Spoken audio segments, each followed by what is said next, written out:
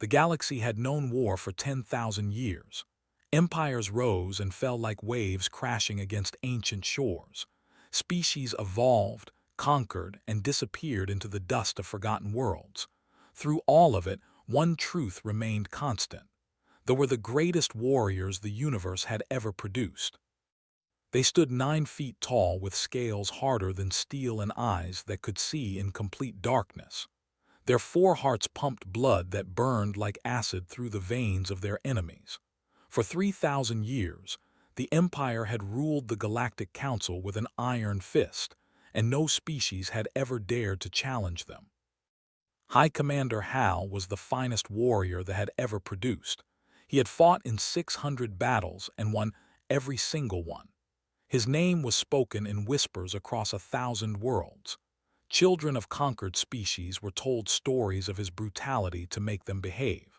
He feared nothing in the known universe because nothing in the known universe had ever given him a reason to feel fear. On the day the humans arrived, Hal was sitting in his command chair aboard the flagship of the fleet. He was reviewing battle reports from a minor skirmish on the outer rim when his communications officer interrupted him with strange news. A new species had achieved faster-than-light travel and was requesting an audience with the Galactic Council. Hal barely looked up from his reports. New species discovered space travel every few decades. Most of them were weak and quickly conquered. The rest learned to bow before might and paid their tribute without complaint. He asked his officer for the name of this new species and where they came from. The officer told him they called themselves humans, and they came from a small blue planet called Earth in a remote corner of the galaxy.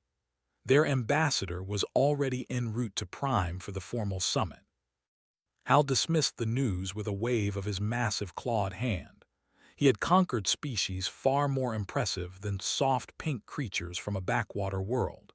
He would deal with them the same way he dealt with everyone else. 3 days later, the human delegation arrived at Prime. Ambassador Danny Carter stepped off his ship and onto alien soil for the first time in human history. He was 47 years old with gray hair at his temples and calm brown eyes that had seen both war and peace.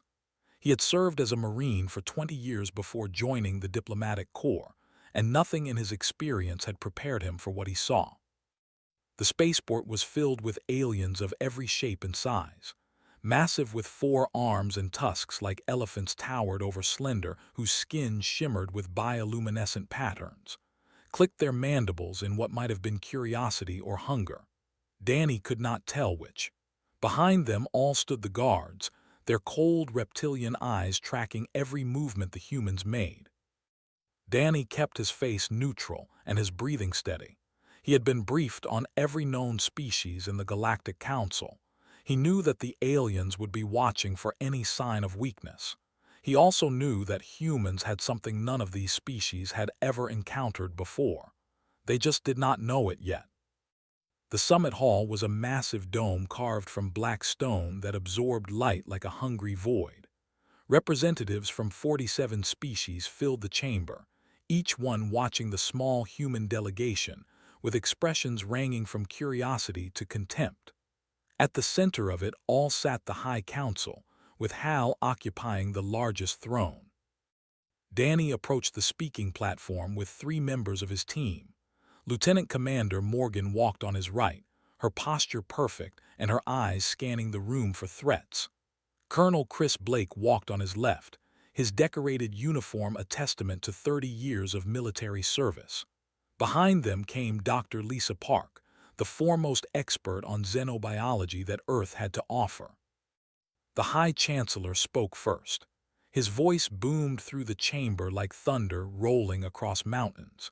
He demanded to know why these humans had come and what they wanted from the Galactic Council. Danny stepped forward and spoke clearly. He explained that humanity came in peace. He said they wished to join the Galactic Council as equal members and to share in the exchange of knowledge and culture that such membership would provide. He told them that Earth had much to offer and much to learn. Laughter rippled through the chamber. The general named slammed his four fists on his speaking platform and roared with amusement. He asked what these small, soft creatures could possibly offer to the galaxy. He said they looked like they would break if someone breathed on them too hard. More laughter followed. Even some of the more peaceful species joined in. The humans were simply too small, too weak, and too fragile to be taken seriously. They had no natural weapons, no armored skin, no venomous fangs. By every measure the galaxy used to judge a species, humans were at the bottom of the list. Hal raised one clawed hand, and the chamber fell silent. He studied the human ambassador with ancient eyes that had witnessed the death of worlds. He asked Danny a simple question. He wanted to know what made humans think they deserved a place among the stars. Danny did not hesitate. He told Hal that humanity had fought its way up from the mud of there. He explained that they had survived ice ages, plagues, and wars that killed millions. He said that every challenge the universe had thrown at them had only made them stronger.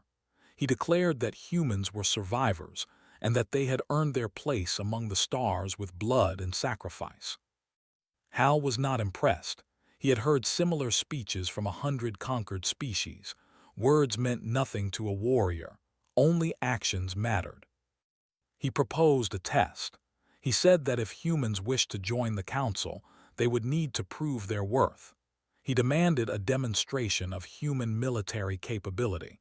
He wanted to see how these soft creatures trained for war. Danny felt stiffened beside him. He knew what she was thinking. Standard human military training was brutal by any measure. It pushed soldiers to the breaking point and beyond.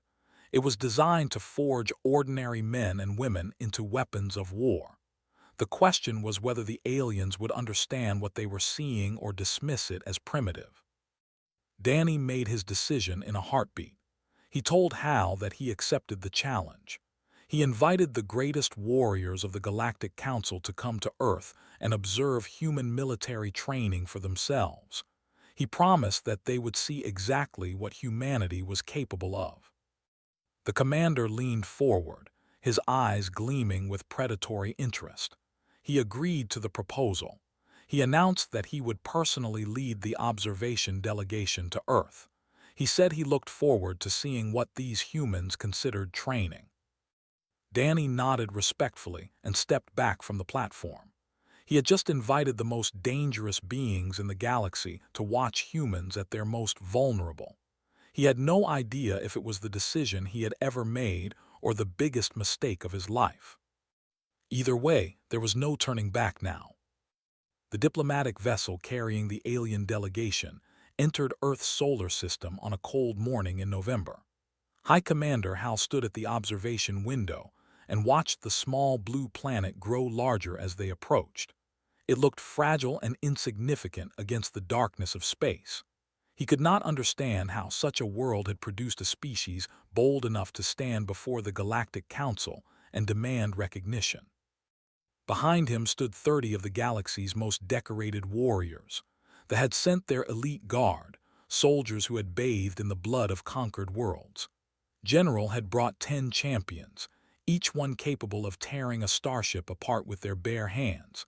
Even they had sent their mind warriors, telepaths so powerful they could kill with a thought. They had come expecting to witness primitive savagery. They had come expecting to laugh at the weakness of humanity. They had come expecting to return home with proof that humans were not worthy of a seat at the galactic table. None of them expected what they were about to see. The vessel landed at a military base in the Nevada desert. The aliens stepped out into bright sunlight and immediately felt the heat pressing against their bodies like a physical weight. They found the temperature pleasant enough, but they wrapped themselves in cooling garments and muttered complaints about the harsh conditions. Lieutenant Commander Morgan was waiting for them on the landing pad. She stood 5 feet 6 inches tall with short brown hair and steady green eyes. Compared to the massive aliens towering over her, she looked like a child standing among giants. But she did not flinch when Hal approached her, and she did not look away when his cold reptilian eyes met hers. Hal was intrigued. Every species he had ever encountered showed fear in the presence of warriors. It was instinct, written into the genetic code of prey animals across the galaxy. But this small human woman showed nothing. Her heartbeat remained steady. Her pupils did not dilate. Her hands did not tremble. He asked her if she was not afraid. He told her that he had killed thousands of beings larger and stronger than her. Looked up at him with a polite smile. She told him that she was aware of his reputation. She said she was also aware that he was a guest on her planet and that proper hospitality required her to make him feel welcome. She explained that there would be time for fear later if he still thought it was necessary. Let out a booming laugh that echoed across the landing pad. He told Hal that he liked this human. He said she had courage, even if she was small enough to fit in his pocket. Thanked him for the compliment and asked the delegation to follow her.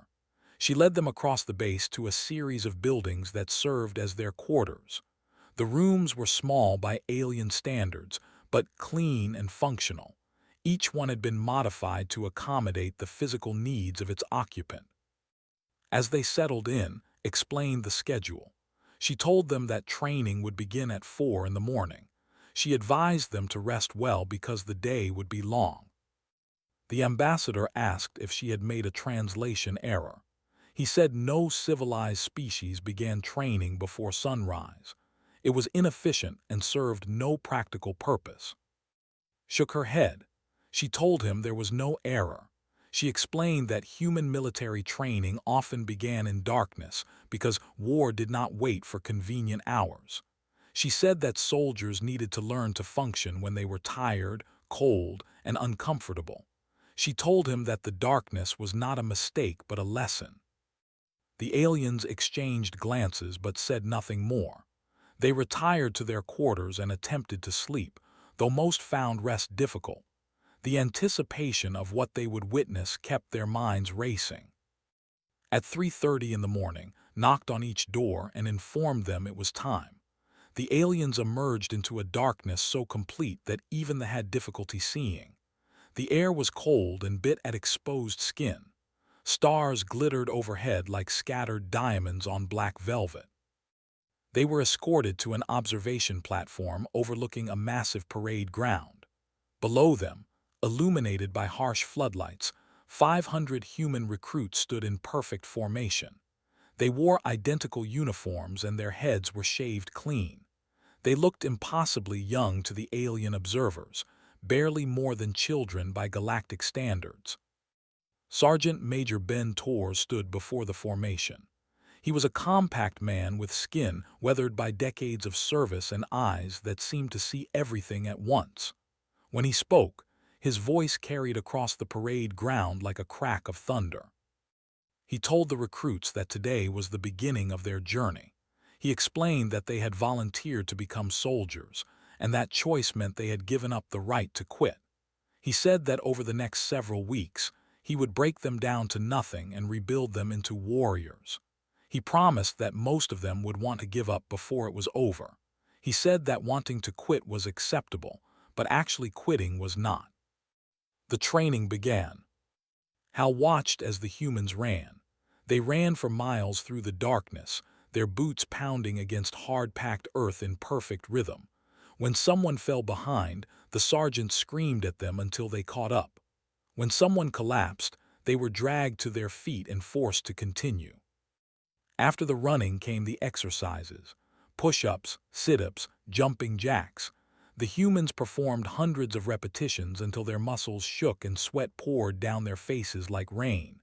Those who slowed down were punished with more exercises. Those who stopped were punished worse. By the time the sun rose, the recruits had been training for 3 hours. They had not eaten. They had not rested. Many of them could barely stand.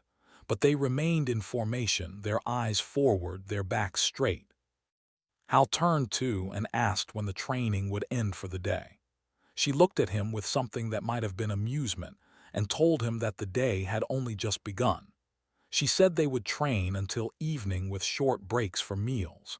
She explained that this was considered a light day because the recruits were still being evaluated. The commander turned back to the parade ground and said nothing.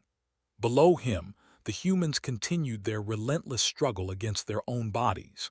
They ran until they could not run anymore, and then they ran further. They exercised until their muscles failed, and then they exercised more.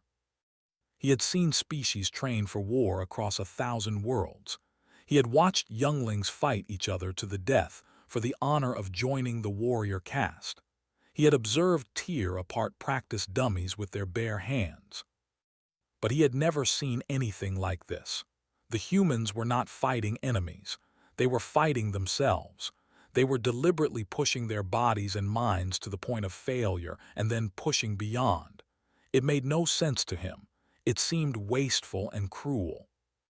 And yet he could not look away. There was something hypnotic about watching these small, fragile creatures refuse to surrender to their own weakness.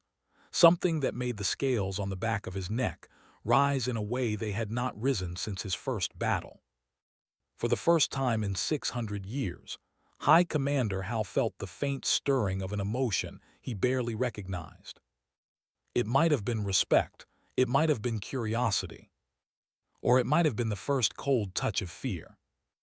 The first week of observation passed in a blur of physical punishment that left the alien delegation stunned into silence.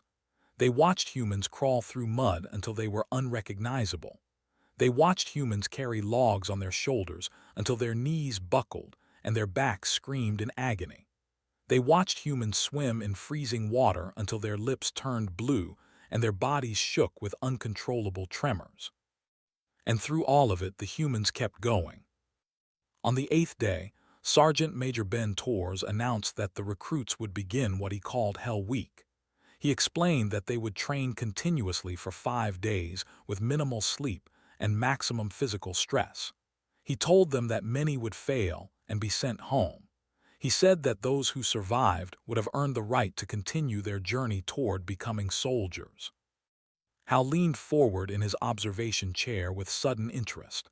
They had similar trials for their elite warriors. Young were sent into the wilderness with nothing but a knife and expected to survive for 10 days while being hunted by older warriors.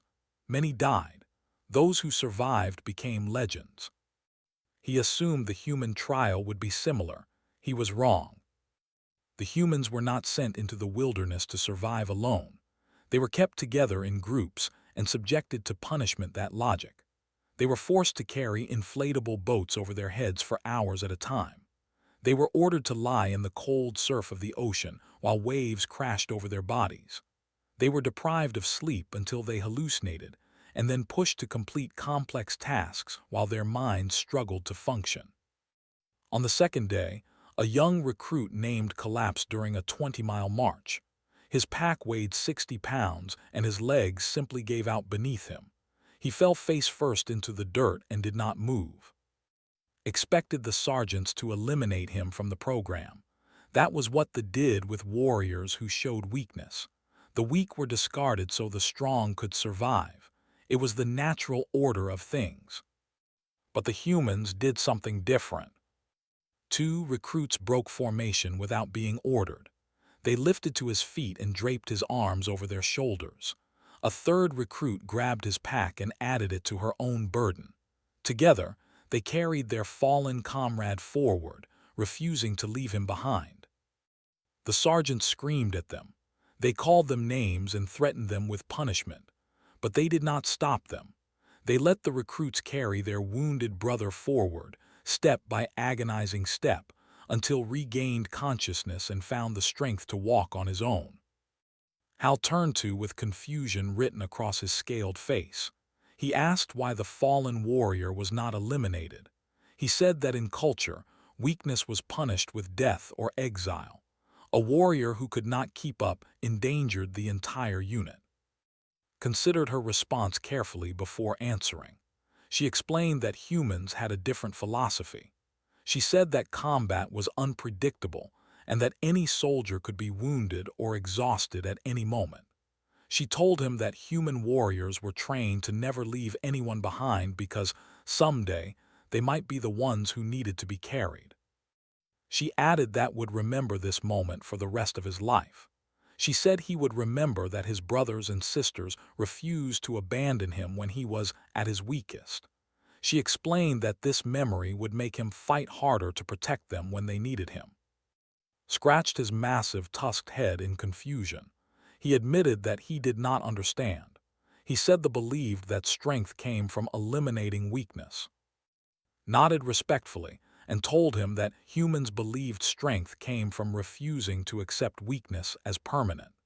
She said they believed that anyone could become strong if they were willing to suffer enough. The ambassador had been quietly observing the training with his telepathic senses. His name was, and he was considered the most powerful mind reader in the Galactic Council. He could sense emotions across vast distances and peer into the thoughts of most species with ease. He had been trying to read the human mind since his arrival, but what he found disturbed him deeply.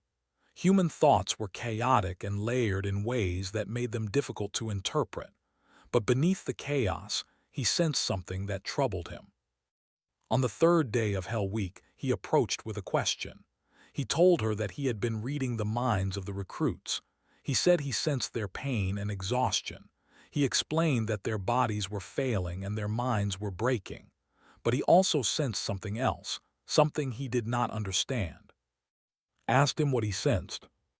Struggled to find the right words. He told her that despite their suffering, the humans were happy. He said they were singing in their minds, even when they could barely breathe. He described an emotion that had no equivalent in language, a feeling of joy that existed alongside the pain rather than despite it. Smiled in a way that made feel strangely unsettled. She told him that humans had a word for it. She said it was called esprit corps. She explained that it meant the shared spirit of a group that had suffered together. She said that humans bonded through hardship in ways that peaceful times could never achieve. She added that the recruits were not happy despite their suffering. They were happy because of it. She told him that they knew they were becoming something greater than they had been before. She said that knowledge brought them joy. From the conversation and did not attempt to read human minds again. What he had felt disturbed him on a level he could not articulate. He had touched minds across the galaxy. He had felt the cold rage of warriors, the simple aggression of champions, the calculating cruelty of a dozen predatory species. But he had never felt anything like the human mind. It was a contradiction that should not have been able to exist. Pain and joy, suffering and hope, despair and determination, all existing in the same moment without canceling each other out. On the fourth day of Hell Week, the alien delegation gathered on the observation platform in complete silence. Below them, the remaining recruits stood in formation. Many were swaying on their feet. Some had tears streaming down their faces. All of them looked like they had been dragged through the depths of hell and back. Sergeant Major Torres walked down the line, stopping in front of each recruit to look them in the eyes. He told them that they had one more day to go. He said that tomorrow would be the hardest day of their lives. He promised that if they survived, they would know exactly what they were capable of. Then he did something that confused the aliens. He smiled. Not a cruel smile or a mocking smile, but a warm and genuine expression of pride. He told them that they had already proven themselves. He said that they had done what most humans could never do. He told them that regardless of what happened tomorrow, they should be proud of how far they had come. The recruits did not cheer or celebrate. They simply stood a little and lifted their heads a little higher. In their exhausted eyes, something flickered to life, something that looked like fire. Hal watched this transformation with growing unease. He had seen warriors forged in the heat of battle. He had seen soldiers hardened by the brutality of war. But he had never seen anyone choose to be broken so completely and then refuse to stay broken. These humans were building something he did not understand, something that might be more dangerous than any weapon the galaxy had ever seen. After witnessing basic training, High Commander Hal requested something more. He told Colonel Chris Blake that he wanted to see the best warriors humanity had to offer. He said he had watched the weakest humans struggle to become soldiers, and now he wanted to see what happened after they succeeded. Colonel Blake considered the request for a long moment before agreeing. He told Hal that he would arrange for the delegation to observe a selection course for Special Operations Forces. He warned them that what they were about to see made basic training look like a vacation. The general laughed at this claim. He said he had already seen humans pushed to their limits. He told Blake that nothing could surprise him after watching Hell Week. Blake simply nodded and said they would see. 3 days later, the alien delegation arrived at a coastal training facility where a new class of candidates was beginning the selection process. 112 men and women had volunteered for the program. They represented the finest soldiers the military had produced. Every single one had already completed basic training, advanced infantry school, and years of service in active units. They were the best of the best, and they were about to be broken down again. The lead instructor was a man named Senior Chief Tony Martinez. He was shorter than most of the candidates but built like a compressed block of muscle and determination. When he spoke, even the wind seemed to quiet down to listen. He stood before the assembled candidates and explained the rules. He told them they would be evaluated over the next several weeks through a series of physical and mental challenges designed to identify those with the potential to become special operators. He said that most of them would not make it. He told them that quitting was allowed at any time, and all they had to do was ring a brass bell that hung near the training area. He pointed to the bell and told them it was always there. He said whenever they decided they could not take any more, they could ring it 3 times and the pain would stop. Hot food and warm beds would be waiting for them. No one would judge them for quitting because most humans could never even qualify to attempt this course. Then he smiled and told them to begin. What followed was 5 days of continuous training that made Hell Week look gentle by comparison. The candidates were asleep almost entirely, allowed only brief naps that never lasted more than an hour. They were submerged in freezing ocean water until hypothermia became a constant companion. They were forced to carry heavy equipment through soft sand that sucked at their feet with every step. Watched a candidate named Steve Palmer collapse during a log carry on the 2nd day. The young man simply crumpled under the weight and lay in the sand gasping for breath. Instructors gathered around him and began shouting, demanding to know if he was ready to quit. Steve struggled to his feet and lifted the log again. His face was pale and his arms trembled violently, but he refused to let go. He carried that log for 3 more hours before his body finally gave out completely. When the medics took him away, learned that Steve had been carrying his share of the weight on 2 broken ribs that he had suffered the day before. He had said nothing to anyone because he did not want to be removed from the program. The general fell silent after hearing this. He looked down at his 4 massive arms and tried to imagine continuing to fight with broken bones grinding together inside his chest. He could not imagine it. He admitted to himself that he would have quit long before the bones broke. On the 4th day, Hal asked how many candidates remained from the original 112. An instructor told him that 23 were still in the program. 89 had either quit or been removed for medical reasons. The number would likely drop further before the evaluation ended. The commander did the math in his head. Less than a quarter of the finest human soldiers could survive this selection process, and this was only the beginning of their training. Those who passed would spend years learning skills that would turn them into the most lethal warriors their species could produce. He asked what happened after selection. Colonel Blake explained that successful candidates would attend advanced courses in weapons, tactics, medicine, communications, and a dozen other specialties. He said they would train constantly for the rest of their careers, always pushing to improve their skills. Hal asked how many rounds of ammunition a typical special operator fired during training. Blake told him the number varied, but most operators fired at least 50,000 rounds before their first deployment and continued practicing throughout their careers. They did not respond immediately. He was calculating in his mind, trying to comprehend the resources required to train a single human special operator. The time, the ammunition, the equipment, the medical care for injuries, the support staff required to run the training programs. It was staggering. He asked how many special operators humanity had in total across all branches of service. Blake told him the exact number was classified, but estimates put it around 50,000 active personnel.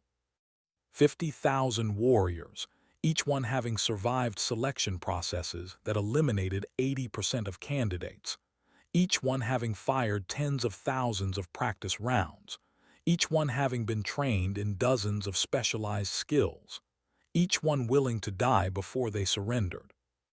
On the final day of the observation, Blake arranged a demonstration of special operations capabilities. A team of 12 operators conducted a simulated assault on a mock urban environment. The aliens watched from an elevated platform as the humans moved through the buildings with terrifying efficiency. They communicated without speaking, using hand signals and subtle body movements that conveyed complex information in fractions of a second. They flowed through doorways and around corners like water moving through cracks in stone. When targets appeared, they were neutralized with single shots fired so quickly that Hal had difficulty tracking the movements. He counted the rounds fired during the demonstration. 47 shots for 47 targets, not a single miss, not a single wasted bullet. He asked Blake what technology the operators were using to achieve such accuracy. Blake looked confused by the question and said they were using standard weapons with standard optics. He explained that the accuracy came from practice.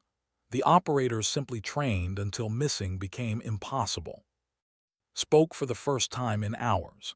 His voice was quiet and lacked its usual booming confidence. He admitted that if those 12 humans had attacked his finest champions, they would have been dead before they knew the fight had started. No one disagreed with him. That night, Hal sat alone in his quarters and stared at the wall for a long time. He had lived for 800 years and fought in more battles than he could remember. He had believed himself to be the greatest warrior in the galaxy because nothing had ever challenged that belief. Now he was not so certain. The humans were smaller than almost every species in the Galactic Council.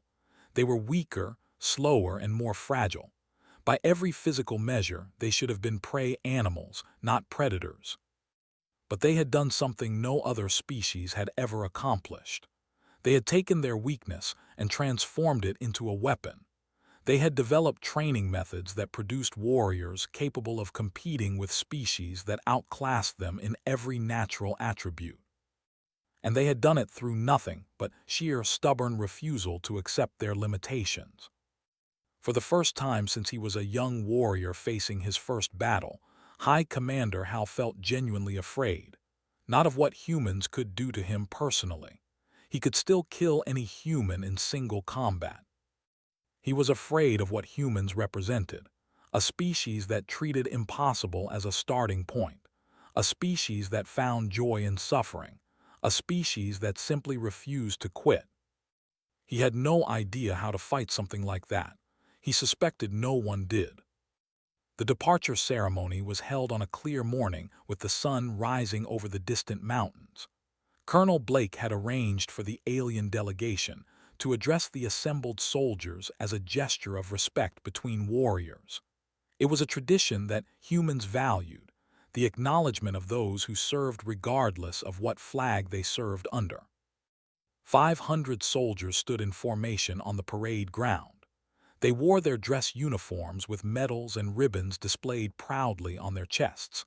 Behind them stood the instructors who had guided them through training, men and women whose dedication had transformed civilians into warriors. High Commander Hal walked to the speaking platform with slow, deliberate steps. His massive frame cast a shadow over the front rows of soldiers, but none of them flinched or looked away. They had survived Hell Week. They had proven themselves against the limits of human endurance. A tall alien did not frighten them anymore. Hal looked out at the assembled humans and felt something strange stirring in his chest. He had prepared remarks that praised their determination and wished them well in their careers. Standard diplomatic words that meant nothing and committed to nothing. He threw those remarks away. When he spoke, his voice carried across the parade ground with the weight of 800 years of experience. He told the humans that they had conquered 1,000 worlds. He explained that his species had been making war since before humanity discovered fire. He said that he had personally killed more enemies than he could count, and had believed himself to be the greatest warrior in the galaxy. He paused and let the silence stretch out for a long moment. He continued by saying that he had come to Earth expecting to see primitives playing at war. He admitted that he had expected to laugh at human weakness and return home with proof that these newcomers posed no threat to dominance. He told them that he was wrong. The assembled soldiers remained still and silent, their eyes fixed on the alien commander who had watched them suffer for weeks. Hal explained what he had witnessed. He described humans running until their bodies failed and then running further. He spoke of soldiers carrying their wounded brothers rather than leaving them behind. He mentioned warriors who trained on broken bones rather than admit weakness. He talked about special operators who fired 50,000 rounds in practice so they would never miss in combat. He said that none of these things made sense to him.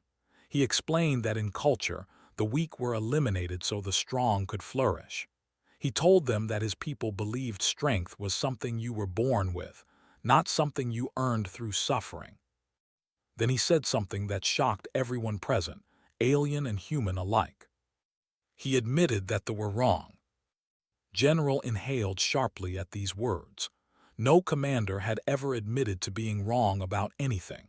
It was considered a sign of weakness that could end a career or even a life. But Hal continued without hesitation. He said that he had watched humans do something no other species in the galaxy could do. He explained that they took their weakest members and rebuilt them into warriors. He described how they found strength in suffering instead of being destroyed by it. He said they treated pain as a teacher rather than an enemy. He declared that they would never go to war with humanity. The silence that followed was absolute. No one moved, no one breathed. Hal explained his reasoning. He said it was not because humans were stronger than, because they were not. He admitted that any warrior could defeat any human in single combat. He said it was not because humans were faster or had better weapons or possessed superior technology. He told them that they would never fight humans because humans did not know when they were beaten. He explained that you cannot defeat an enemy who treats impossible as merely a challenge. He said that you cannot break a species that finds joy in being broken. He looked out at the soldiers with something that might have been respect or might have been fear. He told them that he had seen their spirit, and it terrified him. He said that any species that volunteered to suffer the way humans suffered would never surrender, would never quit, would never stop fighting until they won or died trying. He ended his speech with a warning. He told the humans to never lose this quality. He said that the galaxy was filled with dangers they could not imagine, and their stubborn refusal to accept defeat was the only thing that would keep them alive. Then he did something no had ever done before a member of another species. He placed his massive clawed fist over his primary heart and bowed his head in salute. The other alien warriors followed his example, and his champions bowed, and they inclined their heads. Even the minor species representatives who had come to observe lowered themselves in gestures of respect. Colonel Blake stepped forward and returned the salute on behalf of humanity. He thanked Hal for his words and told him that humans looked forward to standing alongside thee as allies and friends. The delegation departed Earth that afternoon. Their ship rose through the atmosphere and disappeared into the darkness between stars, carrying news that would change the galaxy forever. Within a month, the Galactic Council voted unanimously to grant humanity full membership with all rights and privileges. There was no debate and no opposition. The delegate from the Empire delivered a single sentence recommending acceptance, and every other species fell into line. In the years that followed, human warriors became legendary throughout known space. They served alongside soldiers in border conflicts and fought beside champions against common enemies. They earned a reputation for reliability that no other species could match. When a battle seemed lost, commanders learned to look for the humans. If any species could find a way to win, it was them. Tony Martinez retired from special operations and took a job training young recruits. He spent his final years passing on the lessons he had learned to the next generation of warriors. When asked what made human soldiers so effective, he always gave the same answer. He said that every other species in the galaxy fought until they lost. Humans fought until they won. A young diplomat named visited Earth many years after the first delegation. He sought out the old sergeant and asked him to explain further. He said he still did not understand how humans could be happy while suffering. Tony smiled and poured them both cups of coffee.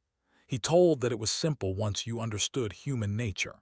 He explained that humans were the only species in the galaxy that looked at mountains and saw climbing challenges.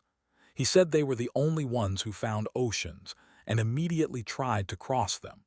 He described them as creatures who treated every limitation as an invitation to overcome it. He told that suffering was not the enemy. Surrender was the enemy.